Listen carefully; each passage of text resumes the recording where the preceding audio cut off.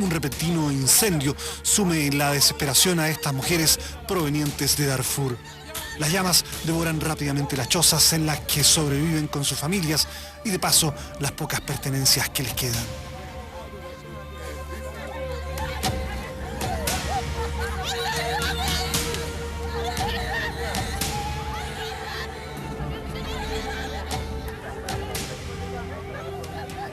Con sus esposos, sus hijos y millones de otros darfurianos viven la peor crisis humanitaria del mundo. Hoy es el fuego, pero su reto cotidiano es llegar vivos al día siguiente entre enfermedades, violencia, el hambre y el miedo que los persigue día y noche desde hace 4 años.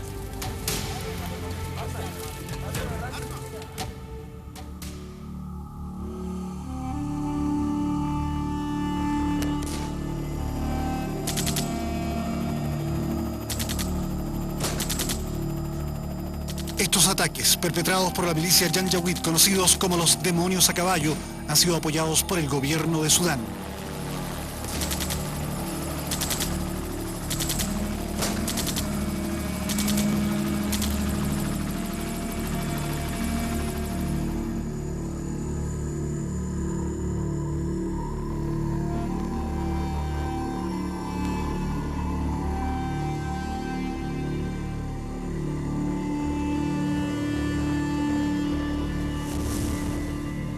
Los que lograron escapar viven desde el año 2003 en campos de refugiados donde subsisten gracias a la ayuda internacional.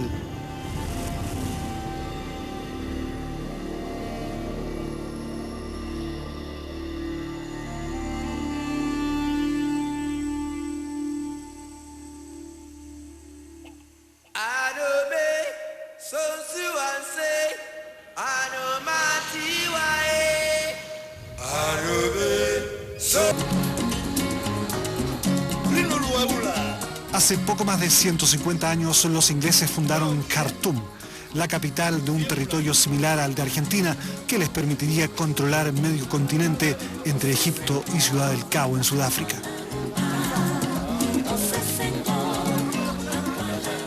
Imán para empresarios que han invertido en el petróleo, Khartoum muestra una reciente prosperidad apoyada en los capitales de un Asia hambrienta de energía.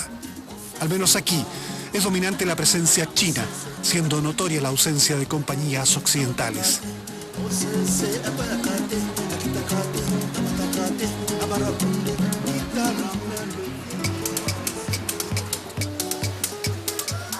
Ya se han construido algunos malls y supermercados, aunque la gente sigue prefiriendo las calles abigarradas en las que proliferan productos importados que el oro negro puede pagar. Aquí se impone la ley seca, pues está terminantemente prohibida la venta y consumo de bebidas alcohólicas, aunque los privilegiados de siempre pueden conseguir whisky de contrabando. Desde 1989 y luego de un golpe militar, gobierna el país Omar el-Bashir, un general autodesignado mariscal de campo que impuso la ley coránica. Muerte en la horca o crucifixión para los ladrones, lapidación para las adúlteras y ejecución para los apóstatas y ateos. Se prohibió que hombres y mujeres bailaran juntos, estableciéndose la segregación sexual en el transporte público, los teatros, cines y hasta en los picnics. En Sudán impera la Sharia, un código de leyes islámicas que reglan no solo aspectos de la vida pública de un país, sino también la vida personal, la higiene y hasta la sexualidad de los individuos. Este Islam totalitario que subyuga con la Sharia a los sudaneses, incluso a millones de cristianos y animistas, le ha creado más de un problema al país y al mundo. Sí, porque Washington considera a Sudán parte del eje del mal, pues dio refugio a Osama Bin Laden, quien planificó en Jartum las operaciones terroristas como el atentado contra la embajada estadounidense en Nairobi, Kenia.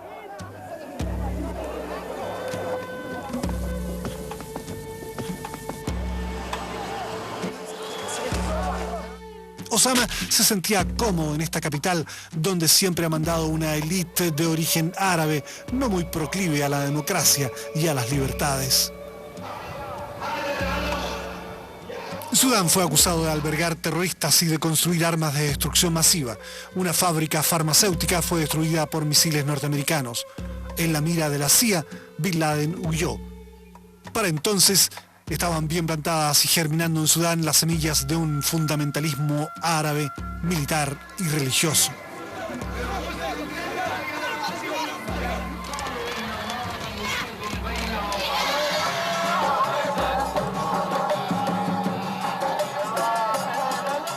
Pero la pasión mahometana no es compartida en toda la prodigiosa extensión sudanesa.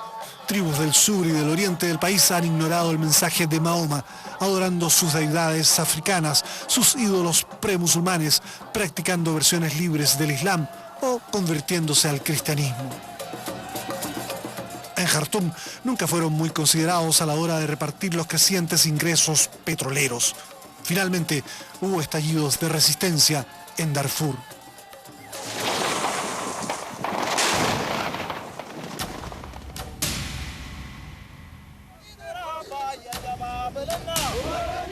El origen del problema es que las zonas de Jartum y la capital y otras zonas de Sudán se desarrollan y se invierte en infraestructura y carreteras y lo que sea, y aquí nada. Entonces la gente pues un día se hartó y dijeron, no, esto no puede ser. Nos tienen que dar representación parlamentaria y nos tienen que hacer un poco de caso. Por toda respuesta, los llamaron muertos de hambre, y los darfurianos, los africanos no árabes, de piel más oscura, reaccionaron quemando una comisaría en la localidad de El Fasher. El gobierno de Jartum respondió con brutalidad. El crimen más grave que se comete en el mundo de hoy es Darfur. Darfur, básicamente hubo una rebelión que atacó al principio. El gobierno en el año 2003 decidió que había que controlar de un modo más violento. Nombró un ministro de Interior que se llama Ahmed Haroun. Ahmed Haroun dijo, los rebeldes son como peces en el agua, para matar el pez hay que eliminar el agua. Y entonces ejecutó un plan que fue básicamente atacar la población civil. Entonces él rodeaba a los pueblos con el ejército y enviaba milicias que le había contratado para limpiarlos. En distintas aldeas sudanesas están las huellas de la represión. Pandillas armadas conocidas como Janjaweed, montadas en caballos, camellos o camionetas Toyota, respondieron a la exigencia darfuriana de más derechos políticos y económicos con ataques indiscriminados contra las aldeas de las tribus Fur, Masalit y Sagawa. En su misión de limpieza étnica fueron apoyados por aviones y helicópteros del gobierno. Amnistía Internacional presentó la grabación de un mensaje captado por una radio de onda corta en la cual se ordenaba a la aviación sudanesa bombardear aldeas de civiles en Darfur.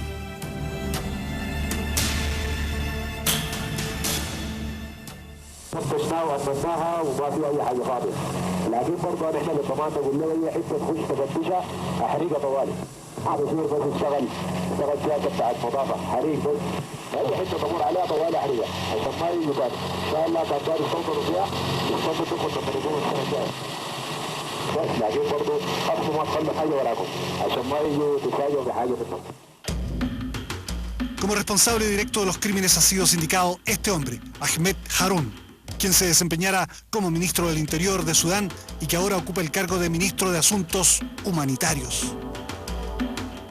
Justamente a este ministro, que se llama Ahmed Haroun, logramos un procesamiento por 50 casos, 50 cargos de crimen contra la humanidad, y a uno de los milicias en Janjaweed, que se llama Ali Kushib, que tenemos testigos que muestran cómo Ali Kushib manejaba, ordenaba los ataques en 4 diferentes pueblos, y tenemos testigos que muestran cómo el ministro Ahmed Haroun incitaba a Ali Kushib a hacerlo. Entonces tenemos testigos que muestran cómo Ahmed Haroun repartía armas, le daba plata e incitaba a cometer los crímenes.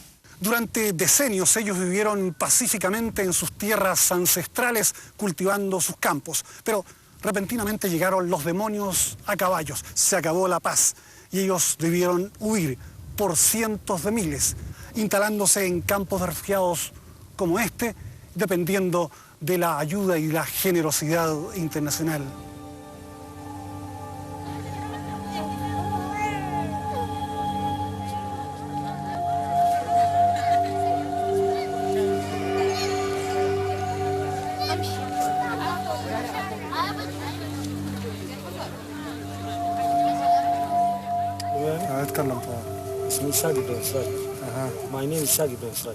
Los árabes llegaron como a las 11 de la mañana. Algunos venían a caballo y otros en Land Cruiser. Lo primero que hicieron fue quemar nuestras casas y luego tomar nuestros ganados. Apuntados por sus metralletas debimos arrear los animales hasta otra aldea, donde operaban unos helicópteros que les entregaban municiones. Luego nos echaron y ahora estamos aquí, sin nada.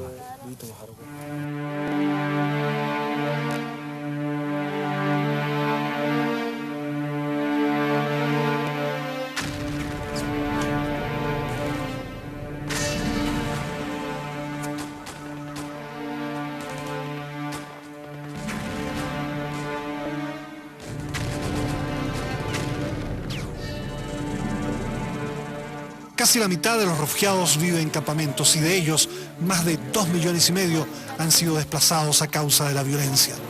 Más de 1.800.000 son niños y su memoria se resiste a olvidar el arrollador paso de los Janjaweed. Niños darfurianos víctimas de los ataques de las milicias árabes y del gobierno hicieron vívidos dibujos de aquellas experiencias a las que sobrevivieron.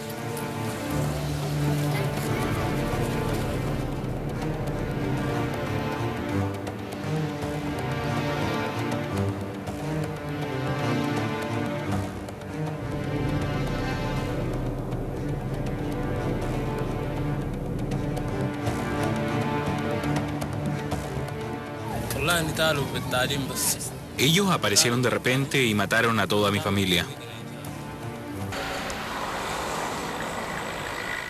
Hay 13.000 trabajadores humanitarios laborando en Darfur, ya sea para las Naciones Unidas como en las más de 80 organizaciones no gubernamentales.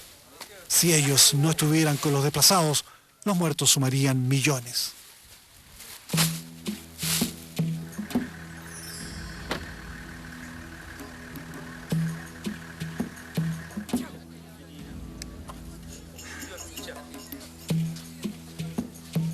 El Programa Mundial de Alimentos ha sido fundamental para reducir la desnutrición y la mortalidad en Darfur. Camiones de la Organización Mundial hacen largos y peligrosos recorridos, sufriendo a veces los ataques de bandidos que se quedan con los vehículos y las cargas. El gobierno sudanés dice no tener los recursos para dar la necesaria protección a los convoyes, aunque muchos trabajadores humanitarios aseguran que Jartum no está interesado en salvar la vida de los darfurianos, sino en eliminarlos. Este convoy tuvo suerte, no se ha perdido ningún camión en la larga caravana de vehículos que trajeron estos alimentos desde Puerto Sudán hasta prácticamente el centro de África.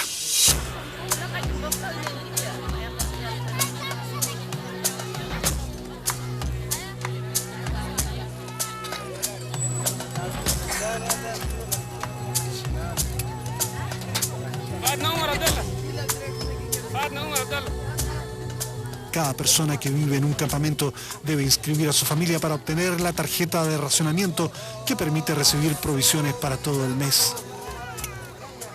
En más de una ocasión usted ha escuchado seguramente críticas respecto de la eficiencia o ineficiencia de las Naciones Unidas, pero aquí, al menos en este campamento, las Naciones Unidas permite la sobrevivencia de más de 55.000 personas. De otra manera, ellos se morirían de hambre. Y aquí está justamente la tarjeta de racionalización, lo que incluye la tarjeta de racionamiento. Cereales 13,5 kilos, lentejas 2,4 kilos, aceite de comer poco menos de 1 litro, azúcar poco menos de 1 kilo y sal alrededor de un tercio de kilo.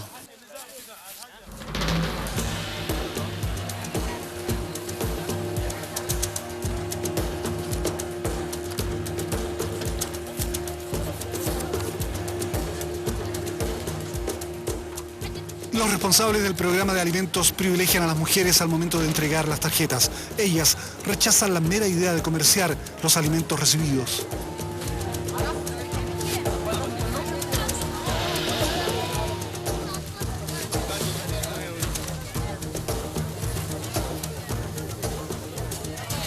Because it is more responsible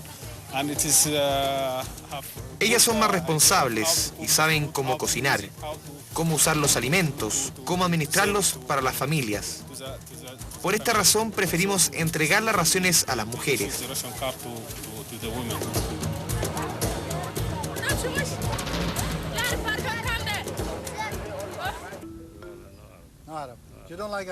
El comandante de la aldea señala que por el momento viven en paz con el gobierno y con los árabes, pero que están preparados para la guerra.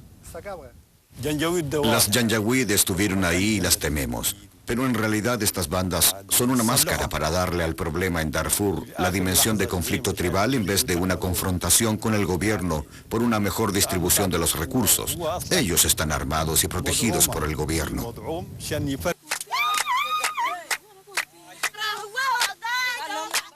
A diferencia de la dominante cultura musulmana en que las danzas con participación femenina están proscritas, entre las tribus no árabes, las mujeres gozan de más libertad para bailar.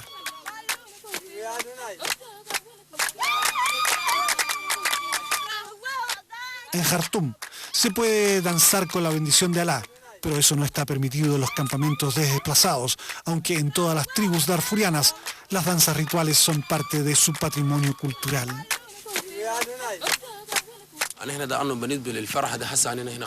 No tenemos derecho a celebraciones. No lo permiten las fuerzas de seguridad. Hemos recibido advertencias del gobierno para no hacer ningún tipo de fiesta. Si alguien participa en festividades u organiza bailes, es arrestado. Así es que nos estamos olvidando de nuestras danzas típicas.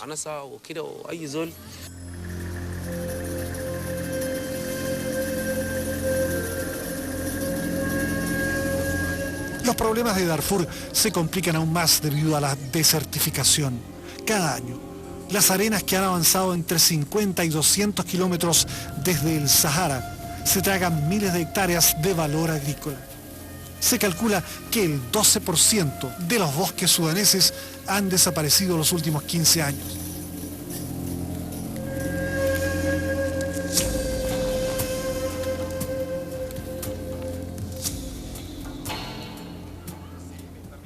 Daniel Muñoz, un chileno que trabaja para la Cruz Roja Internacional, señala que la verdad incómoda difundida por Al Gore se expresa dramáticamente en Darfur.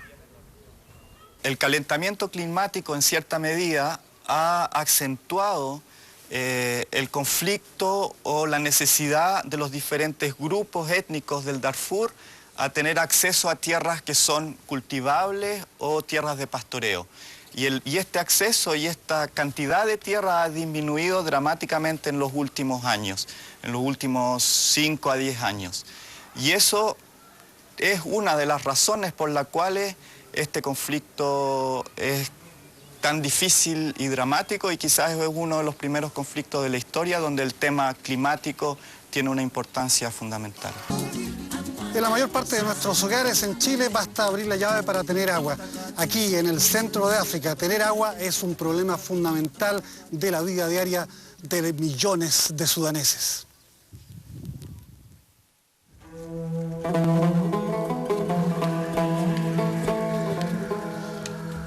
Antes que la Oxfam, una organización internacional dedicada a combatir el hambre y la miseria en el planeta, desarrollara un vasto programa para habilitar pozos de agua en condiciones de higiene, muchos niños morían de disentería porque el agua se contaminaba con cadáveres humanos y excrementos de animales.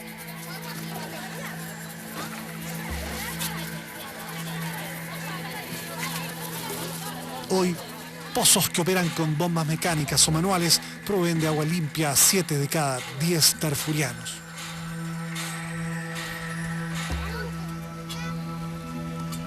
Ha mejorado la alimentación, el suministro de agua y la escolaridad, pero la seguridad para la familia se ha degradado en los campamentos. Las fuerzas enviadas primero por la Organización de Unidad Africana y ahora por las Naciones Unidas han sido incapaces de dar protección real a la gente.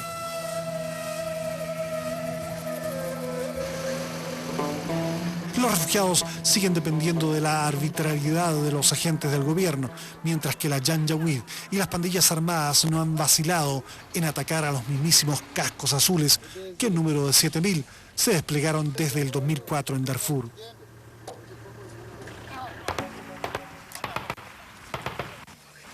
Estas imágenes fueron captadas en un Baru, a unos 200 kilómetros del Fache. Los soldados se encontraban custodiando un punto de agua cuando fueron atacados.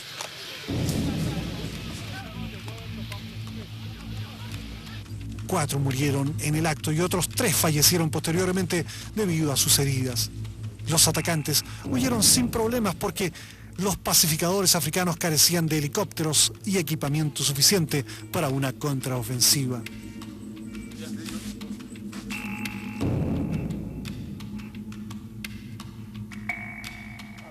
Frente al fracaso africano, Occidente presionó para que las Naciones Unidas adoptara posiciones más enérgicas contra Jartum. Finalmente se aprobó una fuerza híbrida de la Unión Africana y de Naciones Unidas con unos 26.000 soldados y policías. Sudán rechazaba la presencia de helicópteros de combate, pero ante la amenaza de sanciones terminó aceptándolas siempre que se limiten a la autodefensa. Es decir, no pueden usar los aparatos contra las Janjaweed ni siquiera cuando éstas ataquen, violen y quemen a la población civil de Darfur. Nadie tiene mucha confianza en el éxito de esta fuerza híbrida.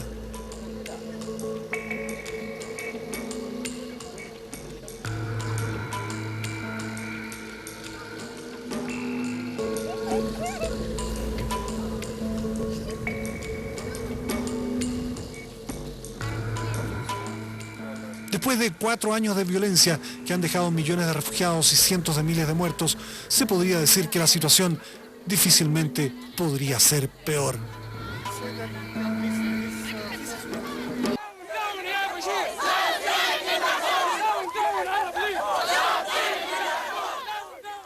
Occidente ha condenado reiteradamente a Sudán por las sistemáticas violaciones a los derechos humanos y Estados Unidos habla de genocidio.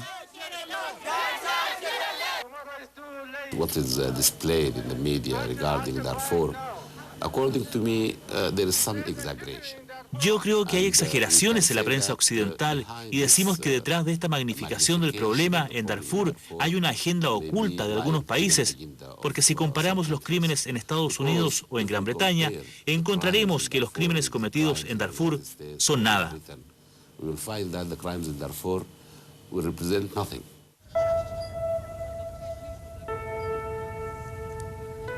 Pero Amnistía Internacional ha documentado los crímenes cometidos por las bandas Janjaweed y el gobierno sudanés en Darfur, denunciando de paso el apoyo brindado por China a Sudán.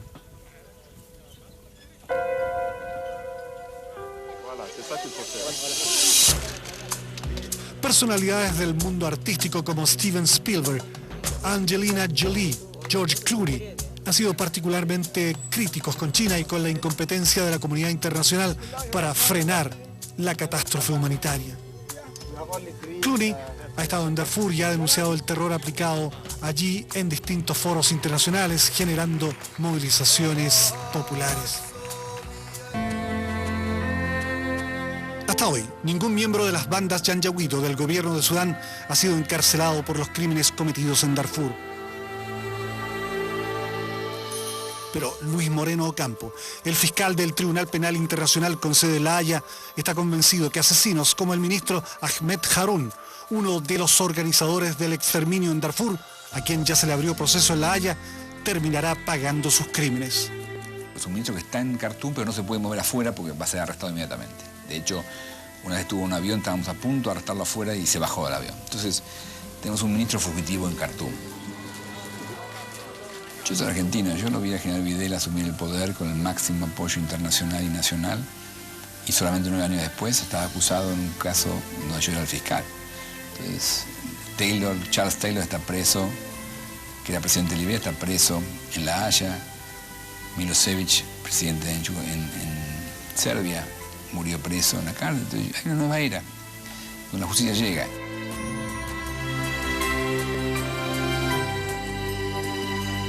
Pese a los esfuerzos de Naciones Unidas y de la justicia internacional, todo indica que por el momento, en el corazón de África, todavía hay licencia para el genocidio.